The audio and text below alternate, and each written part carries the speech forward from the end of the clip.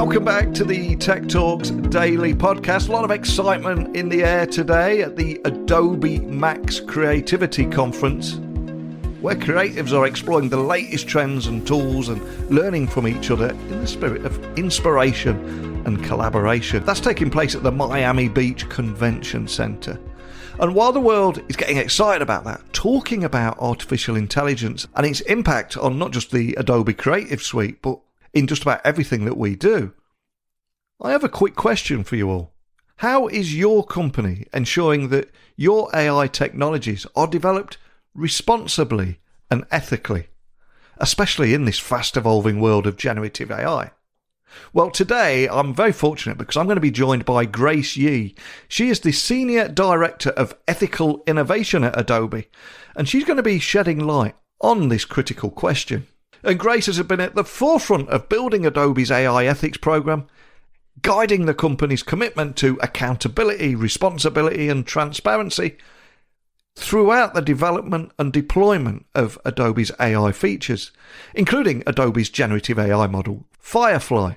So in today's episode, we're going to explore the journey of building that ethical innovation team, how the program has evolved to meet the challenges of AI innovation.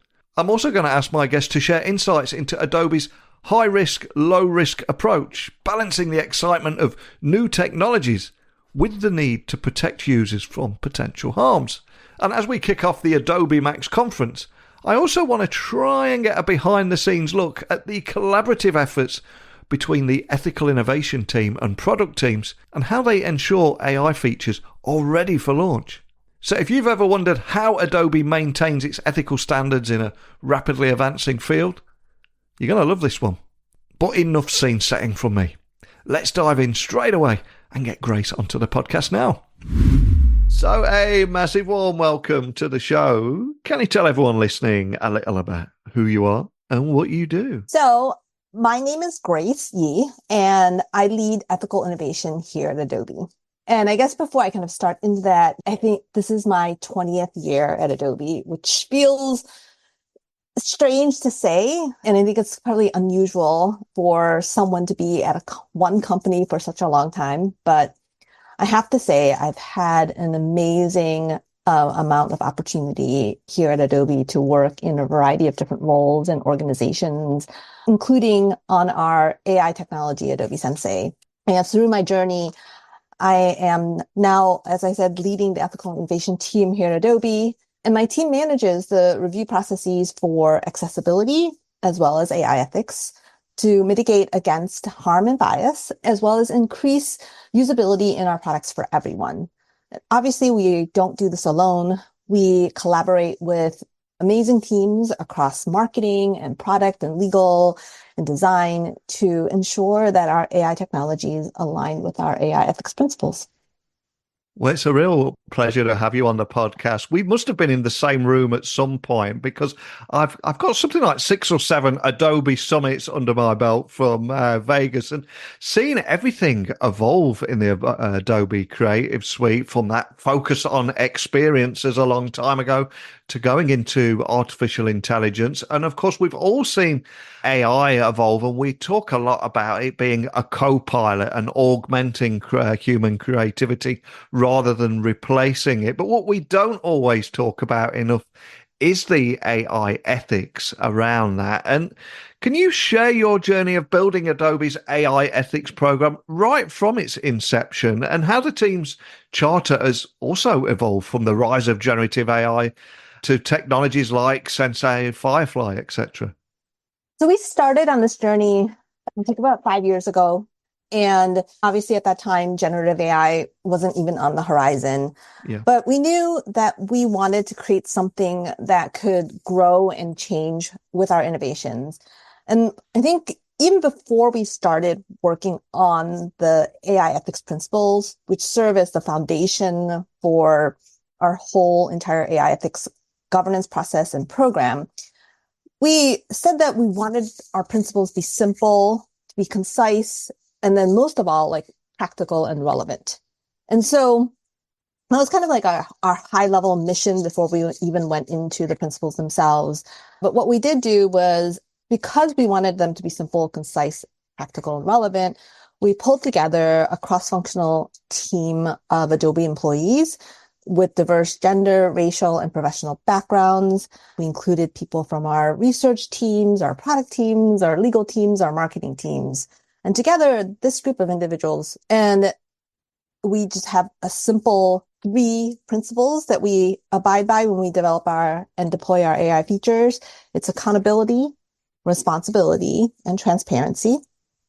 And accountability simply means that we have mechanisms in place to receive and respond to feedback or concerns. Responsibility means that we have systems and processes in place to ensure that our innovations undergo thoughtful evaluation and careful due diligence.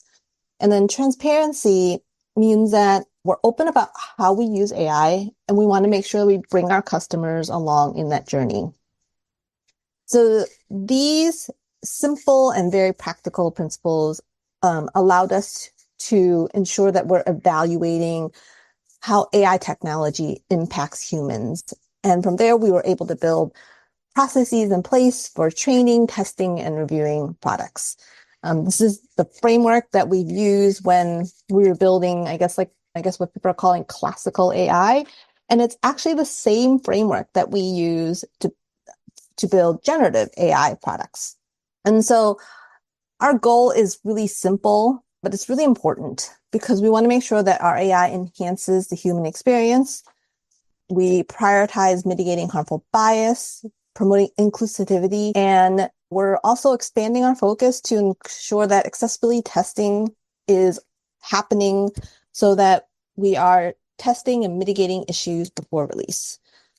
By doing this, we're making sure that our products truly reflect creativity for all and aligning our innovations with our mission to serve everyone. And you mentioned there the 3 practical principles: accountability, responsibility, and transparency. It's so important when dealing with AI. And if we zoom out for a moment, how do you at Adobe ensure that your AI products, particularly those involving generative AI, how do you ensure that they align with those principles? So we use those principles to develop our AI ethics review process. And all new AI features, before they go to market to our customers, go through this review process. The first thing that happens in the review process is that product teams come and they fill out an AI ethics assessment, or I think industry calls it an AI impact assessment, to ensure that our AI technologies are developed and deployed in a responsible and ethical manner, and also taking into account the risks and impacts to our users. So it's a multi-part assessment that's really designed to identify features and products that can perpetuate harmful bias and stereotypes.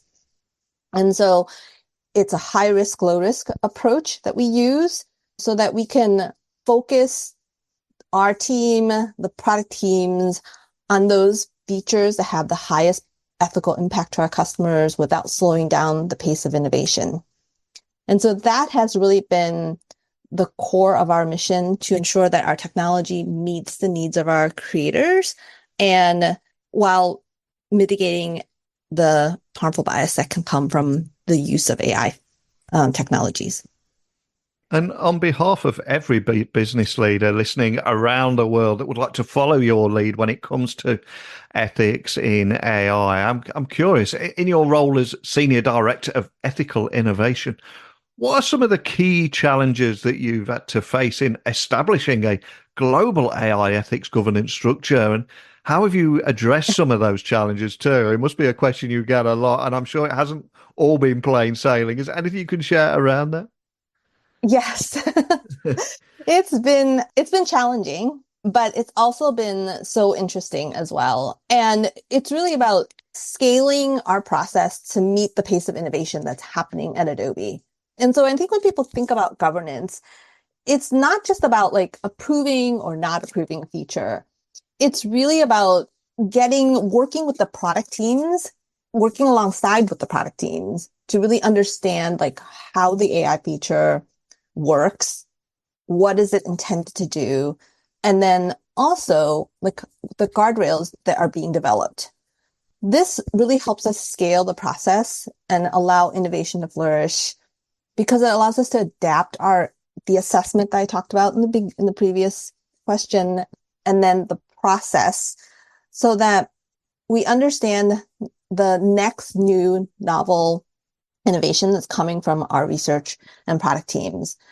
This partnership that we have also encourages every product team to think about how they can mitigate harm and bias as they begin product development.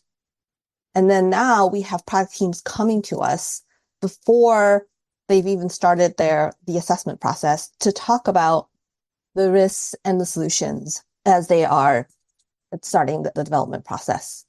And this proactive approach mitigates potential harm before they affect our users or their communities. And it also helps us with addressing the scaling issues.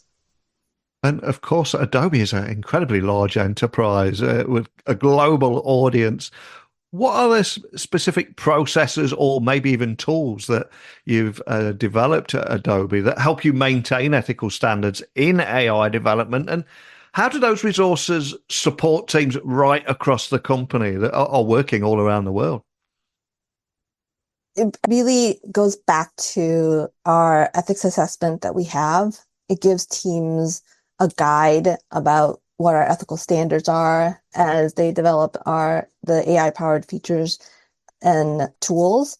And it's an iterative process. What the assessment that we put together 5 years ago looks very different than the assessment that we have today because of this close collaboration we have with the product teams and the learnings that we're getting. We're evolving the assessment, we're evolving the review process to meet the needs of the teams, to meet the pace of innovation, but doing it responsibly for our customers. This also ensures that the evaluation, the process, the assessment, it remains relevant and effective as we look at emerging ethical concerns. And this goes back to the mission that we set forth at the beginning, that we wanted our program and the principles to be practical, relevant, and simple. Adobe is known as a company that helps creative teams collaborate seamlessly. But I'm curious, if we look behind the curtain, how does your team collaborate with your product teams to ensure that AI-driven products are indeed ethically sound, ready for launch, especially in such a fast-paced environment leading up to events? I mean, as we're recording this today, like at Adobe MAX, for example. Yes. So it really starts with this process that we call a risk discovery. So we sit down with the product teams to understand the AI feature, understand what it's intended to do, and then we talk to the product teams about the potential impacts. We think about it in terms of perpetuating harmful stereotypes or generating hate content or inadvertently causing harm. And so this risk discovery exercise that we go through with the product teams will help inform what kind of testing needs to be done, like should the feedback mechanisms look like. And then we start to think about putting together a test design for that particular feature. We help them think about what are the areas they should be focusing on. We sometimes may suggest mitigations. And then we also think about how do you measure the prevalence of that risk, and so that we can ensure that it meets our internal benchmarks before it gets released. And so this is a really important process that we go through with product teams before the feature is deployed into production. But we also recognize that we're never going to get to this place where it's like zero harm. And what we want to do is, that's where the feedback mechanism that we have in our products is so important. We really need the feedback from our users and our community as they're using our AI features to come back to us so that we understand what they're seeing as they're using the features. We're taking those learnings, and then we're also feeding those learnings into the features to make them better over time. And of course, what we're talking about here, the pace of technological change, it impacts everyone from creatives, techies, leadership teams, and the boardroom suite as well. So can you tell me a bit more about the importance of training and ongoing education in AI ethics, and maybe as well how Adobe ensures that all employees involved in AI development are all aligned to that your company's ethical standards there, because it needs everybody involved here, right from the ground up. I completely agree. It is it is one of those things where everybody needs to be involved and everybody can make an impact. And it goes back to I'm really a practical person. And so everything I do is I try to make it as practical as possible. And I talked about the risk discovery exercise, and that's the practical education that we provide to the prac teams. So we can sit down and talk through, like, these are the potential areas of concern they have to think about for their particular feature. And it's different for every single feature. So I think that's where the work is nuanced and challenging. And I think all product teams would love to have a checklist and say, if I complete this checklist, then I'll be able to develop and deploy a safe AI feature. But unfortunately, when it comes to harmful bias, there is no checklist. And so that's why we believe that having a diverse perspectives is really important. And that's why we believe that our diverse employees are an important asset to how we can improve our products before they're released to our customers. At Adobe, we use employee betas, and we also have conversations with teams in different regions to help make our products better before they're released to our customers. So in addition to working closely with the product teams, my team also works closely with our trust and safety team, our legal team, our product equity team, as well as our internationalization teams to help account for possible issues, helping them to monitor feedback and develop mitigations. We bring them into the process so they can see how important it is firsthand to understand why we have these standards in place. For example, last summer, Adobe Firefly added multilingual support for our users globally. And we worked really closely with our internationalization team to make sure that native speakers were involved in that process so that they could help expand our terminology to cover country-specific terms and connotations. And a few years ago, generative AI blindsided so many businesses. Then we saw the solutions. Then we saw the somewhat of fear or cautiousness around it and how we're going to manage our business data around this. And I think we've overcome a lot of those hurdles. Now we're starting to go through implementation phase and getting used to using it. But as generative AI continues to evolve in workplaces around the world, are there any future trends that you anticipate in the field of AI ethics? And how are you at Adobe preparing to navigate some of these changes? I think AI is going to grow and become increasingly integrated in everyday experiences. Like, we're already seeing that happen. And I think I'm excited to have that happen so there's more time for human creativity. But I think as AI becomes more and more ingrained in our daily life, I think the AI ethics and this high risk, low risk framework that we have becomes even more critical, because we really need to go back to when we look at an AI technology or an AI feature, we really think about, like, how are humans using this particular feature or product? How is it benefiting them? But then also think about, like, what are the risks? Like, we have to think about it both from an intentional, like, there are bad actors out there who are going to intentionally try to use the AI feature and generate harmful content. But we also want to make sure that from an unintentional perspective, if someone types in something or very safe, we don't want the AI to generate something harmful. I think there's a lot of pressure on every business around the world at the moment to stay up to speed with this and get that balance right. But I would imagine there's almost an additional pressure on Adobe, because you are one of the most innovative and creative companies in the entire world. A lot of people looking at you to lead the way. So how do you at Adobe balance innovation with ethical considerations? particularly when launching new AI features. And what kind of role do you see your team playing in shaping that future of AI at Adobe? There's a lot of pressure, I would imagine, right? Yeah, there is a lot of pressure.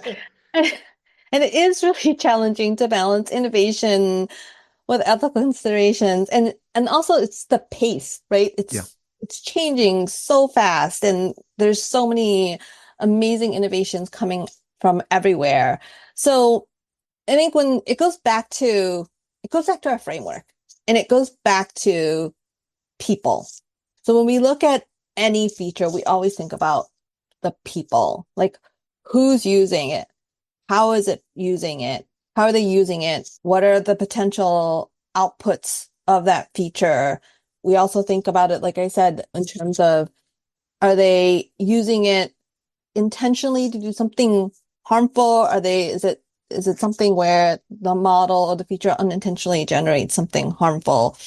And so again, we start with our high risk, low risk approach first to kind of balance the innovation with the ethical considerations. So for example, if we have a low risk feature, there is a feature in Adobe Express which will look at a document template and it'll recommend a set of fonts. So when we look at that, the risk for that feature is minimal. So we'll tailor our review process and our evaluation accordingly. But for a high risk product or feature like Adobe Firefly, which is a text to image feature, we know that that particular feature needs to go through our more rigorous evaluation process to ensure that there are guardrails in place to prevent it from generating anything harmful. But I think it's also about understanding the feature, how the feature is using the particular technology, how the technology is put together, and what guardrails are in place. And also, for example, like if we have a feature that's using Adobe Firefly to power its technology and they have all the guardrails in place, then we could prove it without a rigorous review because we understand how Adobe Firefly is built, what are the guardrails, mitigating against. But if another feature is using Adobe Firefly with all of its guardrails in place, but then it adds in maybe another model to allow it to accept shapes like a triangle, a circle, a rectangle as inputs, and then it remixes the output to generate 3D objects, then maybe we need to take a closer look because that changes how that particular feature is using Adobe Firefly. And I'm so glad you mentioned that it's all about going back to people. And I'm very conscious that in our conversation today, we focused heavily on AI, the technology, and looking towards the future and how this is going to evolve. But if I ask you to go back in time for a moment, because I think none of us are able to achieve any degree of success without a little help along the way. So I'm curious, is there a particular person that you're grateful towards who maybe helped you get you where you are, saw something in you, invested a little time in you that we can bring that back to people and give them a little shout out today? Who would that be and why? I think there's a saying that says it takes a village to raise a child. So I can say it took a village to get me to where I am today. Yeah. Adobe, I've had some amazing opportunities to be mentored and sponsored by great Adobe leaders, many of them who have since retired from Adobe, and many of them who are still here. But in addition to these great Adobe leaders, I also need to give credit to my parents who started the village. My mother taught me about how important it is to live a life of experiences, to try new things. And my father taught me about the importance of trust. And the one thing that you have to know about my father is that trust is the most important thing to him. For my father, trust is really about reliability, honesty, and integrity.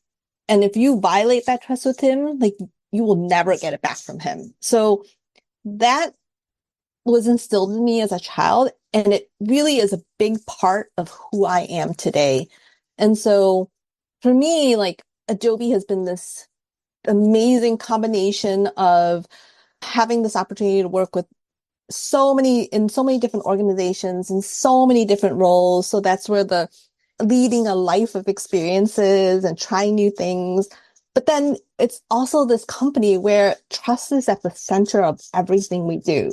And so I think it's those two things that have really gotten me where I am today. Wow, what an incredible story. I absolutely love that. Incredibly powerful. And for anyone listening that just wants to find out more information about anything we talked about today, AI ethics is a huge topic with business leaders are listening around the world right now. So anywhere in particular you would like to point people listening to find out more information, speak with your team, or just dig a little bit deeper on the topic, where would you like to point them? We have an amazing AI ethics page on adobe.com. So I would say start there. There's a lot of information about what we do and how we do it. So it's a great place to get some resources. Excellent. Well, I'll have links to everything so people can find that nice and easily. And so much I loved about your conversation today and listening to your insights, from spearheading the ethics program since its inception and discussing the process of building the ethical innovation team, including how your team's charter has evolved since the age of generative AI, and also those three core principles there: accountability, responsibility, and transparency. But I think it was just a perfect moment to end on there, and how your foundations of your origin story and what put you on this path was the trust that your dad taught you there, or the lesson in trust that your dad taught you. Incredibly powerful moment to end on, but just thank you for sharing your story with me today. Thank you for your taking the time, Neil. And that brings us to the end of our conversation with Grace Yee from Adobe.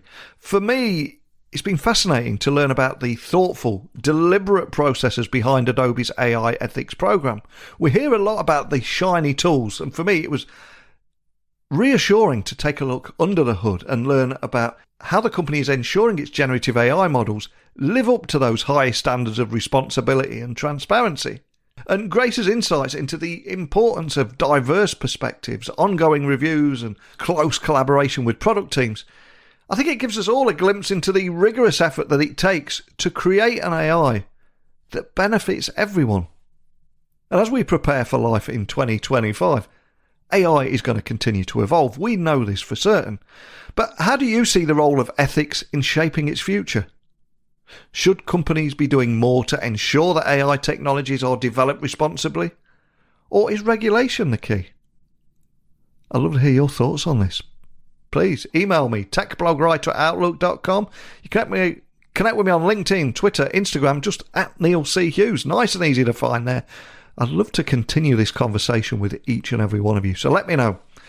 But until next time, keep exploring how technology and ethics intersect in the world of innovation. If you don't subscribe already, please, wherever you listen to the podcast, hit that subscribe button. I've got a different guest every single day where we explore a different industry and the impacts of technology on it, whether that be revolutionary or evolutionary. And yes, you are all cordially invited to join me tomorrow. So thank you for listening today, and hopefully I will speak with you all bright and early tomorrow.